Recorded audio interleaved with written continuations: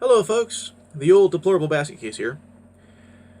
So, a fellow named Shadenall left a comment on an earlier video of mine entitled "Healthcare is a Right," in which I talk about healthcare being a right and what it means actually being a right. I like the comments this person leaves. He leaves fairly long comments, goes into some detail about things he feels strongly about. I do like hearing from this person. So he writes, "There is actually another precedent for something that the government is obligated to provide to all citizens: education.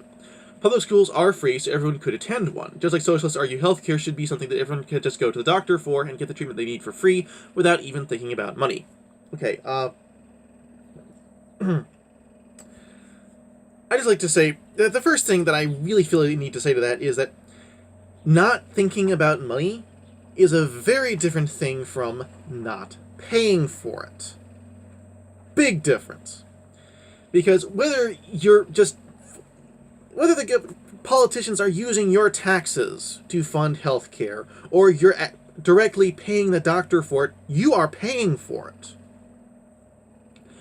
it.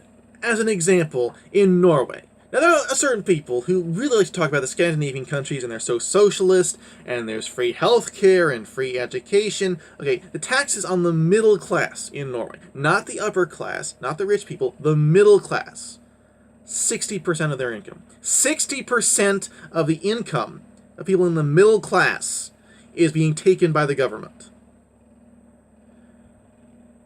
They're paying for it. And they don't have a choice about it. That's important. Having a choice about what your money goes toward.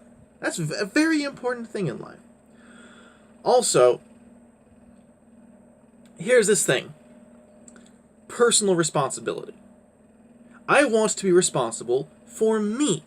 I don't want the government to be responsible for me. I don't want government bureaucrats to be in charge of my health care or my family's health care. Even if I find there's a particular government program that I trust, and the people who are in charge of it I trust, I do not want to be dependent on them. I want to be responsible for me. I want other people to be responsible for themselves. So if some group of people get together and they all decide, okay, we want to tax ourselves, and we'll give our money to some people who are paid to make sure that we all get the healthcare that we need. If people decide that they want to do that, more power to them. Let them do it. Good luck to them. I hope that it works out very well for them. But if other people want to use the government to force me to pay for something that I don't want to pay for, that's a problem. Then he goes into talking about the education system in Germany, which it's long. I don't talk about. It's long. I won't read all of it because most of it I don't think is. I don't feel I need to respond to most of it, and I'm worried about my videos being too long. I will just say two things. Firstly, the U.S. and Germany are very different. Culturally, politically, socially, ethnically, just very different. So the things that we do will necessarily be very different from each other. And also, just one more thing. In Germany, where I live, all minors have to attend school, and if they don't, they get into legal trouble, which could potentially go so far as to have them physically brought to school by police.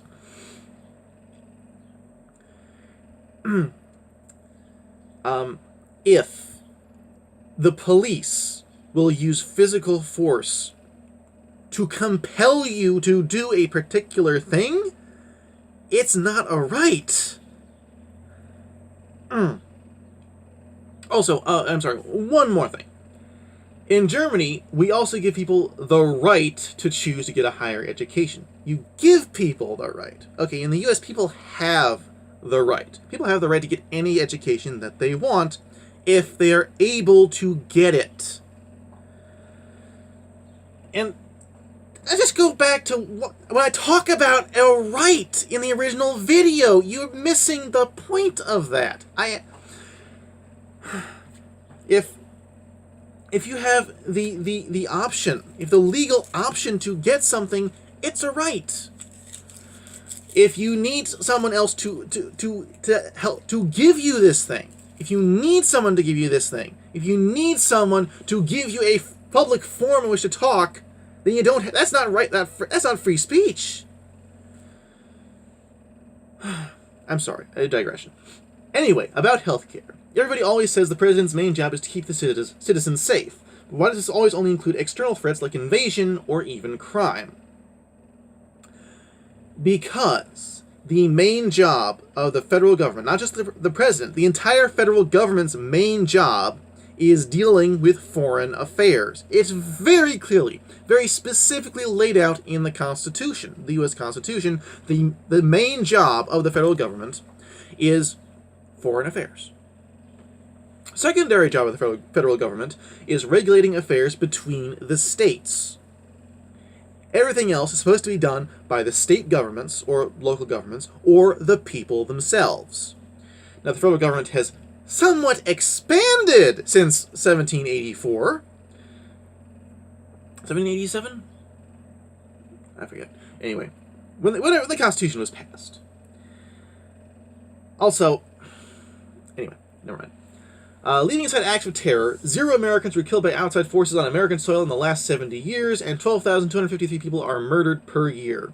Meanwhile, lack of healthcare kills 45,000 people every year. Okay, I'd really like to know where you get that last figure from. 45,000 people every year. Where you get it from? I'd like to know what goes into that figure. How do the people who made that figure count lack of healthcare? I would really like to know that. Please comment below and say that. Also, leaving aside acts of terror, how many German people were killed on German soil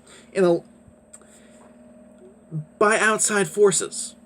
How many British people in Britain were killed by outside forces in the past 70 years on British soil? I mean, that is not something that is specific to America. It's not an argument about America.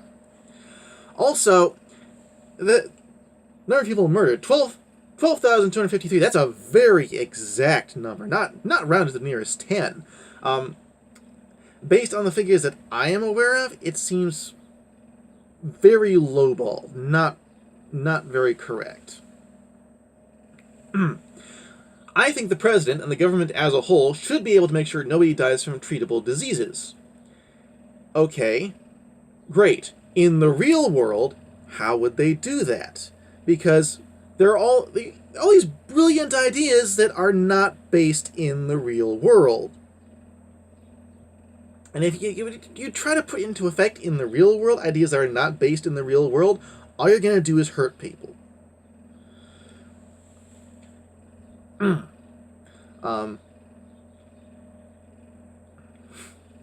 In conclusion, there's basically only upsides to making healthcare a right, even if the single-payer government program would not be funded through taxes, which take more money from the poor than the rich.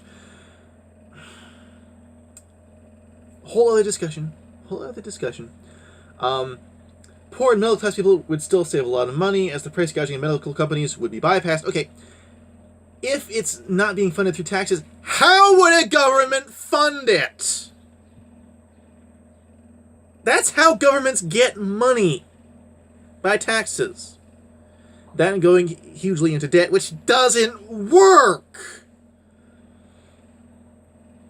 As the price gouging of medical companies would be bypassed, and the government could negotiate drug prices very efficiently, as they pretty much have a monopoly on the demand side. Okay.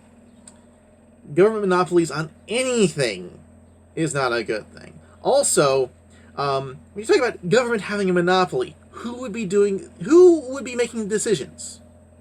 Politicians. Now, do you trust all the politicians in your government to not be corrupt? To not make sure that, rich friends who are shareholders in medical corporations don't get really good deals?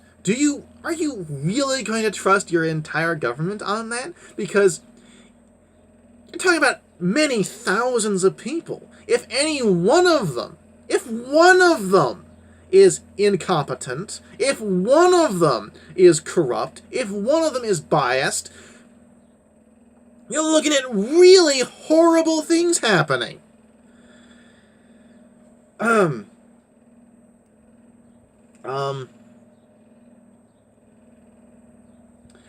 So in conclusion, there's already plenty of precedents of the government providing service to its citizens.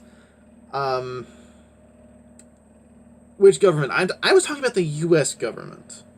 The government is already obligated to keep the citizens safe, which should include medical treatment and not just invaders. And with a single-payer program, poor and middle-class people would save a lot of money, which would boost the economy as they'd spend more. Okay, I won't go into the economics of it. I will say, okay, if you feel that a government is obligated to keep the citizens safe, which should include medical treatment, okay, you could make that argument. I will say that there are a lot of different levels of government than the federal government, okay? The state governments are obligated to do a lot of things too. County governments are obligated to do a lot of things too. Municipal governments are obligated to do a lot of things too. So there are all these different levels of government to take care of people. The federal government has a very specific job. And the federal government, when it does things outside of that very specific job, tend not to do them very well. Because anything on a federal level, a national level, across 365 million people, will have a very big bureaucracy and tend not to be very efficient. Now, there was one other thing. Hang on. Right, okay. I want to talk a little bit about the U.S. education system. I'll try to talk quickly because this video is quite long already. Public education in the U.S. never was on the federal level. Okay, from the very beginning, if people in a town wanted a school, they built a schoolhouse and they hired a school teacher. And that's how it was. And for a very long time, Americans were the best educated people on Earth. The highest literacy rate, okay? The best math scores, okay? America was the best. Now, you could make a point. Pearson could make a point that other countries have just caught up to the U.S. You could make that point to a certain extent. But the federal government does not have education as being a thing it's supposed to take care of. Okay? And the state governments do have education departments. There is no need for the federal government to be involved in public education. And a case could be made, and has been made, that the federal government being involved in public education harms the education services that people receive. Because as long as people are getting their money from the federal government, the federal government does not actually have constitutional control over public education. What they do have is they give money. And so if people want money from the federal government, they need to do certain things. And so they have money control, which is a very different thing. So as long as people are receiving money from the federal government, then they are answering to the politicians in Washington. And to the extent that they're answering to the politicians in Washington, they are not answering to the parents of their students. And that's a problem. That's a big problem. So, thank you for commenting. I really appreciate it. I really like receiving comments from you. And everyone who's watching this, please comment. I'd really like to know what you have to say about this. Like, share, subscribe. Have a good day, and God bless.